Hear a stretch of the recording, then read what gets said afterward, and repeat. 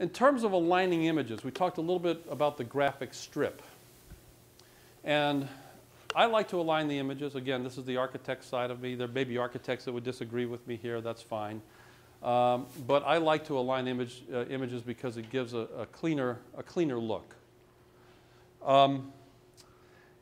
This does the same thing, by the way. If you put space between each image and allow the background to go between them, your eyeball still will align this line. It still looks like a block of graphs or pictures. Your eye wants to connect those things. Compare that to this. And you see PowerPoint slide presentations coming out all the time where you get an image out and you throw it on the slide and you throw another one out and it overlaps it and you throw another one out and it overlaps it and one over there to the side. We'll just put them wherever they seem to fall. Wherever the computer puts them, that's where I'll put them. You control these things. And the random layout, disorganized layout, to me is something that actually runs counter to the message that you're trying to do. The disorganization just makes it more difficult for the viewer to understand the clarity of what you're trying to say. Their eye is jumping all over this, and you no longer control where their eye goes. The slide's controlling where their eye goes, and if I'm trying to point to something, I'm battling in what I'm trying to emphasize with their eye trying to capture everything on here in a disorganized way. These are some things that we've used in promoting our program, again in recruiting. This is our imaging digital art and some graphics from our students that were here. And then we wanted to talk about game art as a new program, so you animate on an image about game art and the title. And again, very few words. This is what happens, by the way, with the same thing if I use that. Remember, I'm bringing this one back now. If this were my background, that's what that image would look like. Let's compare it again. There it is before, and here it is now if I've kept with my standard PowerPoint image. And look how wonderful it looks when you, when you pull that on. See how the background gets in the way of the clarity of the slide? So if you use what PowerPoint gives you, you quite often end up with a slide that is not clear and that's fighting the message that you're trying to give. Timing and transition.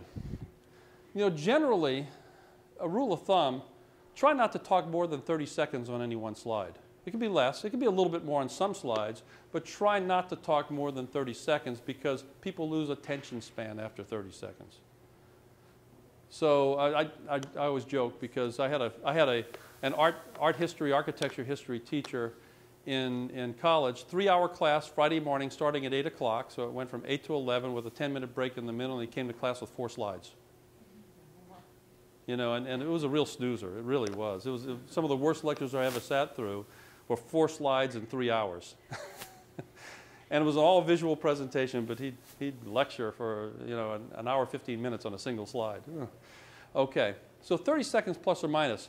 One of the things you have to decide is whether you do a fast transition between slides or slow transition. I like to slow the transition. It's a more elegant way of doing it. I'm going to show you a fast fade right now. See that? Let's go back. Fast fade versus the next slide, slow fade. Slow fade is just a little bit more elegant in the way it transitions. So you can just go into the PowerPoint command and do a slow fade. Dissolves one into the other rather than that very fast and abrupt change. Then the use of transition and title slides. I'm a big advocate in transitional and title slides between sections. It's like saying, okay, now we've reached the end of this section. Time to pause, take a breath, and go on to the next section. And you don't have to say, now we're going to the next section. The slide's telling you. So this is for that presentation that I gave, that one of the first sections was comparing New Orleans and Detroit and the divergent futures that they have. Saying Detroit actually has hope and New Orleans not much hope in the future. And it's an uplifting message for people that live in Michigan and Detroit. And this is you know, a picture that tells 1,000 words of a guy. He's standing where his house used to be in the retreating Gulf of Mexico. Versus the gleaming skyline of Detroit. So the parallel images are the images that, of the cities that are not necessarily heading in the same direction. You know, I've talked a lot about the vertical alignment, but there's no reason why the alignment of images has to be vertical, it can be just as easily horizontal if that's what you want. So again, it's your choice. You're the graphic artist putting this together, so don't let PowerPoint control you, and don't let my guidelines control you either. You make up your own that makes sense. But the organization is still the same principle. Following through, aligning elements. Actually, as I put this one together, it didn't look as good unless I put this little line top and bottom that helped to define that. It doesn't look as good without the little gray line that gives it that a little touch of elegance that it didn't have with just the pictures. This is one that I used. For the climate change issue in talking about Michigan, because it's actually Michigan from a satellite view. You remember Michigan? Okay. There's a nice one, illuminating our community. Oh, this one didn't come up. There it is. This is one that was a keynote address that I gave for a Design Awards program where the theme was illuminating our community. So I took one of the winning buildings, which was this very luminous building taken at night, and just put in a simple, text in there that was not your standard text that brought that building out. It seemed to me that particular text was more in alignment with that building. The College of Management, I think, has a very powerful image that they've used in some of their transition slides in PowerPoint. They're talking about global management practice and those sorts of things. And the picture of the globe with College of Management on it, I think is a very effective image. Now let's move on to verbal presentations. Enough about PowerPoint. Verbal presentations. So you have this PowerPoint show. Now what are you going to say about it? What are you going to say when you're talking about PowerPoint? Well, the idea in your verbal presentation is you want to engage the listeners. The slides aren't going to say anything. You want to engage the listeners with your enthusiasm, your drive, your knowledge, your passion, and with the appropriate body language and appropriate targeted messages. So the key is you have to know your audience. And delivering this to faculty, by the way, faculty is one of the hardest audiences around. Students are a lot easier than faculty. Why? Because we're all critics. How do we deal with our students? Well, we're grading them. We're not only telling them things that are right, more often we're telling them things that are wrong. So faculty are by their nature critical people. So I'm standing here in front of the greatest critics that we have within a 1 mile radius. And so I know the audience, sort of. I just want to let you know, I'm direct supervisor of 20% of the audience, so hold your comments till later. But know the audience, know what their buttons are to push. You need to command the room. You need to stand straight. You don't sit down for a presentation. I don't like to even sit down at a presentation in a conference room with 6 people. I like to stand up because that allows you to command the room better if you're standing. Sometimes in a very friendly area you can do it. But if you're in a group of strangers, it's always good to stand up no matter what the size of the room. Be animated. Be enthusiastic. That enthusiasm has to come through. This lecturer, by the way, that had the 4 slides, he talked in a monotone. And he talked in this kind of pace for an hour and a half with 1 slide. It was miserable. He was none of these things. He was none of these things. You have to engage the slides. If the slides are up there and you're talking, you're never pointing to the slides, something's wrong. The slides are there for a reason. They are your cue cards, but sometimes you have to point to some of the issues. I think I misspelled laser here. I did. I knew Ann Adamus would find it, and I said that for your purpose. So run spell check, but when you use a laser, use it with precision. And I see students do this all the time. Well, this is kind of my thing here, and this is the way they're using the laser. No, I mean, laser is misspelled, and I can point to that with great precision. So, I mean, use the laser like you use a pen to outline something. Don't use it as a general thing. Don't read it word for word like I'm doing right now. The idea is to expand on the bullets. You have a story to tell. The bullets are not the story. The bullets are the cue cards for your story. So expand on each one of those bullets up to the 30-second milestone for each. Really important to rehearse your slideshow before you do it in full screen mode, even if you've given the slideshow many times. Always go through it in full screen mode. It never ceases to amaze me that I find mistakes every single time. And particularly if you've taken on a flash drive and you're going to put it in someone else's computer, chances are it will reformat the entire slideshow for you. You know, that's why, by the way, I only use standard what PowerPoint gives me in terms of lettering style. If you import something from the internet and then try to put it in someone else's computer, it's washed out. The whole formatting has gone away, chances are.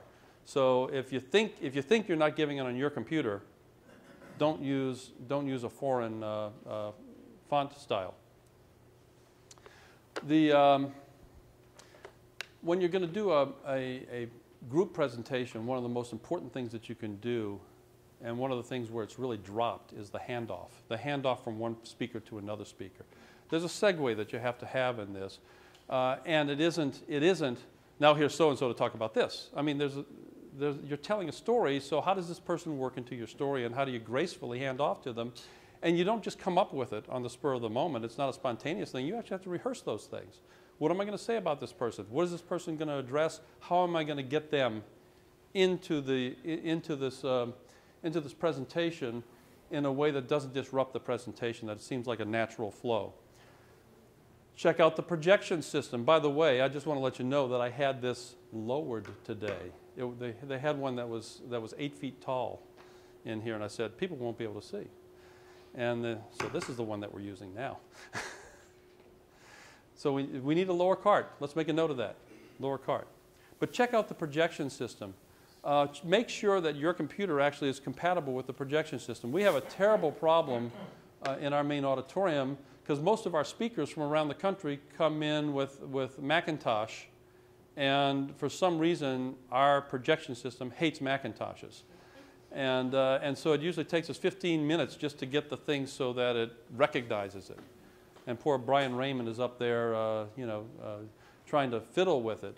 But you don't show up at the last minute without checking out your projection system. Expect to plug it in and expect everything to go well. If it can go wrong, chances are sometime in one of your deliveries during the year, it will go wrong, or multiple deliveries. I remember when PowerPoint and the projection systems first came out, and we were out on interviews for our firm trying to get work.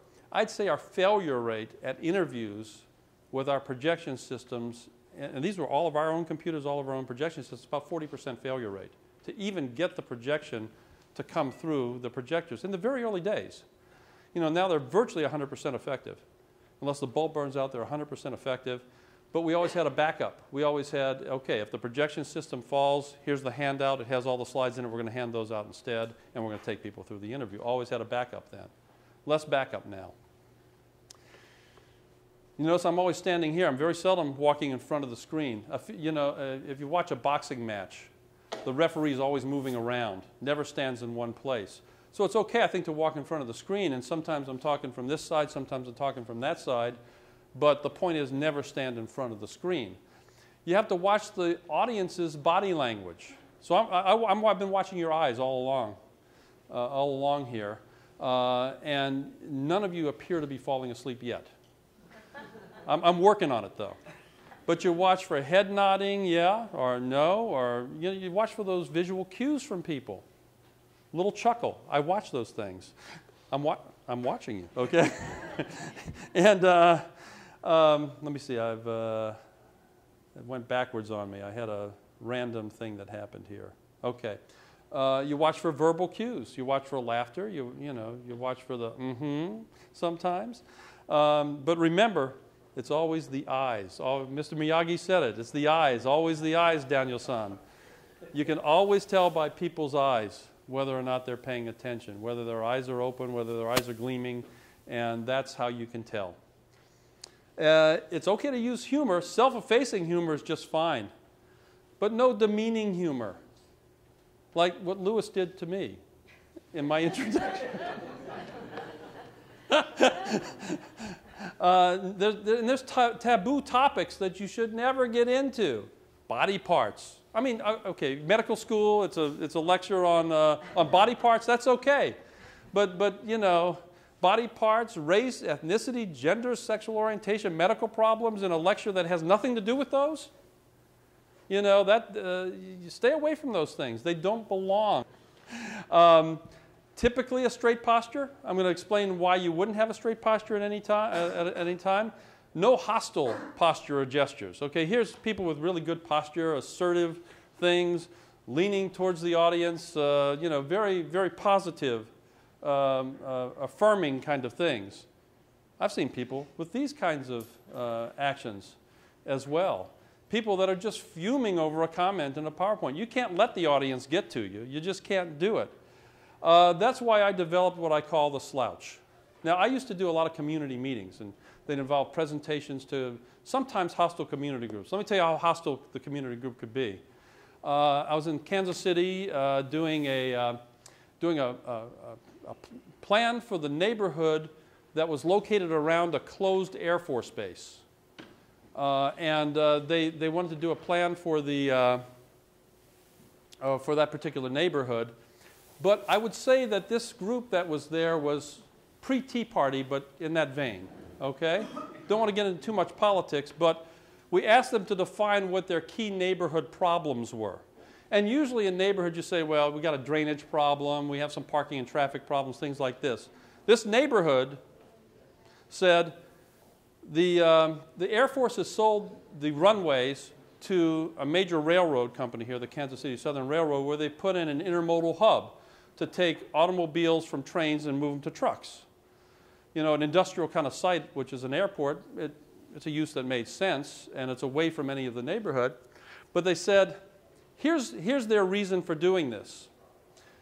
The same railroad has purchased a railroad in Mexico, and they are planning to take this rail line down to the Panama Canal, where they will intercept Chinese ships coming through the Panama Canal, importing Chinese troops to Kansas City through their railroad system to invade the United States from within. Number one neighborhood problem. Okay, so that, I mean, this was the result of the first community forum, and that was their number one neighborhood issue. So you can imagine what the rest of the meetings were like. So what do? No, that's not happening. No, you don't do that. These are not people that you do that kind of thing with. When they're saying these things, you just kind of slouch back like this. You listen to them. This is I'm receiving what you're saying, right? You just develop this slouch. It's a hostile audience, and if I come with something that's hostile back, I've lost. You know, communist troop, that's a really good point, right? Let's write it down, you know. And you know, they prioritize these things, dot voting and everything. That's what they prioritize. This is the number one issue. It's a whole story that they wanted to tell. It's all about guns and drugs. By the end of the thing, we had worn them down, and we got a plan adopted with their approval all the way through the city council with unanimous approval. But you don't come back at them with hostility in the same way that they address the first audience. And it's all about the body language of the person that's making the presentation. You know, we all know these words, and we know that we shouldn't use them. You don't act like Surfer Boy. Like, it's sort of kind of.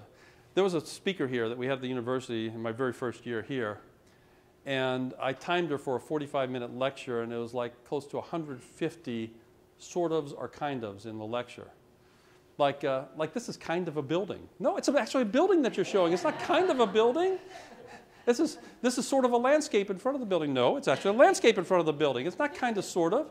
Why can't we be definite about our words? Use your words and be definite about it. This is a building, and it has a landscape design in front of it.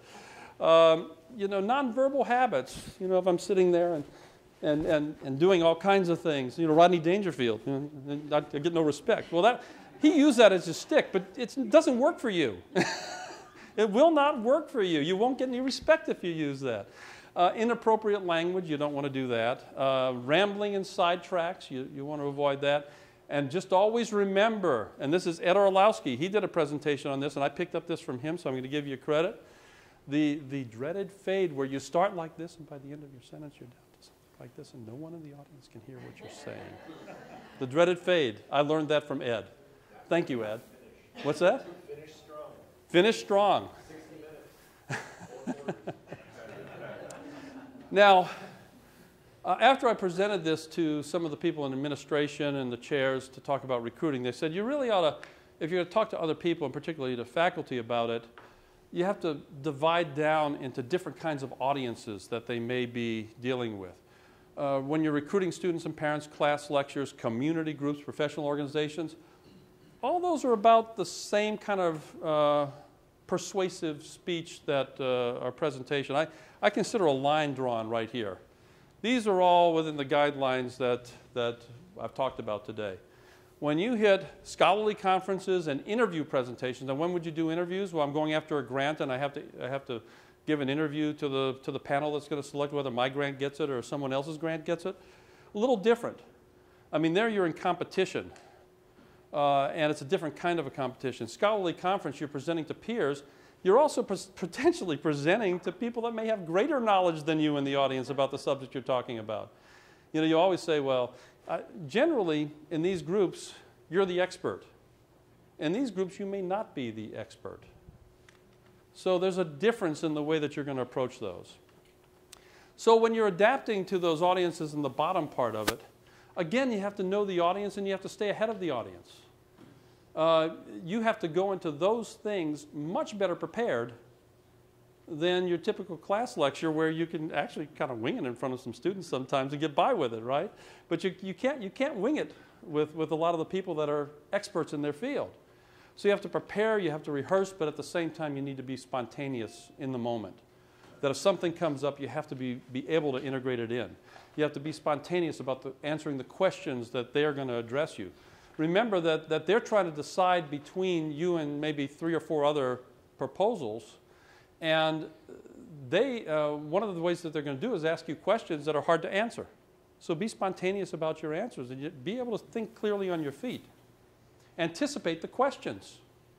I love it when I got into an interview and we said, what are the 10 questions that they're likely to ask? And they asked 8 of them. You know, said, wow, we really nailed this one because we got into their heads and we knew what they were going to ask. We usually won those. When you're giving scholarly presentations, to read or not to read, that's the question. And I've seen it both ways. I'm going to tell you, I don't like to go to a presentation where someone's reading verbatim. But there are some disciplines where that is the convention, that you read your paper. I don't like it, but your discipline may like it, so you may have to deal with it. But I would tend to punctuate it, if they allow you to do that, with a PowerPoint show in the back. You know, there could be images. You're reading your paper, and there are images that take away from the monotony of reading your paper. It's very discipline specific. You know, in architecture, generally reading is not the convention, correct? Anyone disagree? City planning, not the convention to read it, although you find it a little bit more in planning than you do in architecture.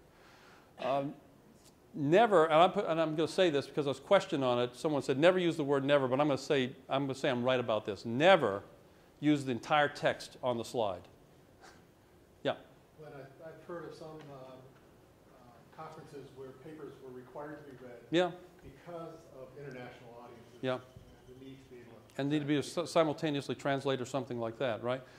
And if those are the rules, you follow the rules. But if they allowed you to do a PowerPoint in the background, just think how creative you could be with this red text and maybe some key images that reflect the themes and really enliven your presentation, which when you read it tends to be, even if you're a great reader, it tends to be a little bit more monotonous than giving it in a more spontaneous manner. And remember that every presentation, even if you're reading, is a hierarchy of themes. If I were writing a paper for a conference that I knew had to be read, I'd write it differently than a paper that was presented to be read by the viewer and then delivered in a summary form in my presentation. I'd write it differently. In an interview presentation, the key to winning these is to know the panel's hot buttons. Every panelist, hopefully every panelist on there is pretty famous, so you can Google them and find out what their hot buttons are. Better yet, if you could interview them ahead of time, if they allow that, that's even better. And you don't go and say, "What are your hot buttons?" You have to trick them into revealing that information. But everyone has a hot button, and in your presentation, you ought to hit at least everyone's hot buttons at least once.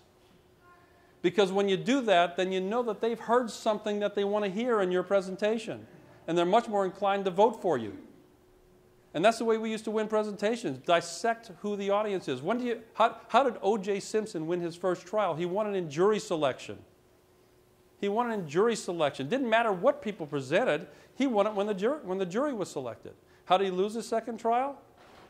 Not the one recently where he was caught red-handed stealing things, but the other one that came right after, well, that was a different jury. And he lost that one in jury selection with evidence presented. Handouts.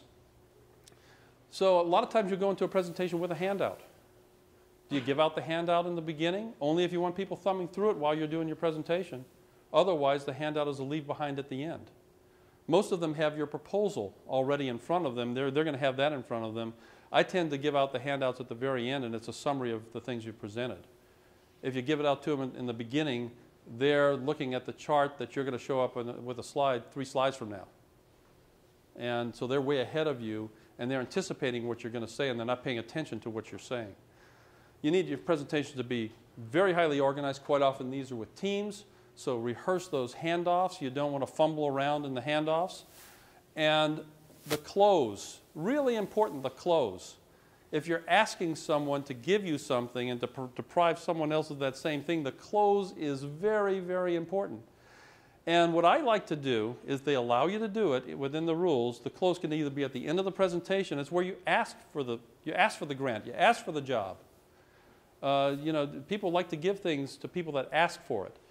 I like to not have the close until after the question answer, because I can respond to everything we've heard and then do a close that addresses not only my presentation, but the questions that they asked along the way. And so I can be spontaneous about doing that. So I like the close to be the last thing that they hear from me. But if they don't allow it, it has to be the last thing of your presentation. And then you have to really summarize what you said, but punctuate it by what makes you the best for this. We've done some things like, we call it the 5, 4, 3, 2, 1. You're interviewing 5 people and all 5 can deliver this, but only 4 of them can deliver this. Only 3 of them can do this, only 2 of them this, but there's only 1 that can do all these things, and that's us. That's an effective close because you differentiated yourself from all the other competition. And that's what the close needs to do. Not only am I different, I'm the only one that you can choose. And you leave no other option for them but to choose you. It's not saying, well, you can choose them, and they're really good, and these people are okay too, and I think I'm pretty good too. That's a bad close. I'm the person to do this because I'm the best for you. My team is designed for your project. And if that's not what you're ending with, then you're not ending with an effective close. And you have to ask for the job. You have to ask for the grant at the end. So we come to the end of the presentation on PowerPoint guidelines, presentations, and adapting to audience. But as I said, it's always important to review the slides in full slide mode. And so as I was reviewing this just before presenting the other day, I said, wow, there's something wrong with this. The computer turned it into a serif that wasn't left aligned. Look at that. That's wrong. That's wrong. Should have been over here. So it gives me the opportunity to go in and correct it and pull it into what my first introductory slide was. Always review, because you know that something's going to happen that will change the format of your slideshow, and then you have to apologize for it. I didn't get laser out of there, and I wanted to do it. So anyway, I really thank you all for your attention, sometimes your laughter, and you can save all your scoring for after you get out of the room, but I will be very happy to answer any questions or have any discussion for the few minutes that we have left.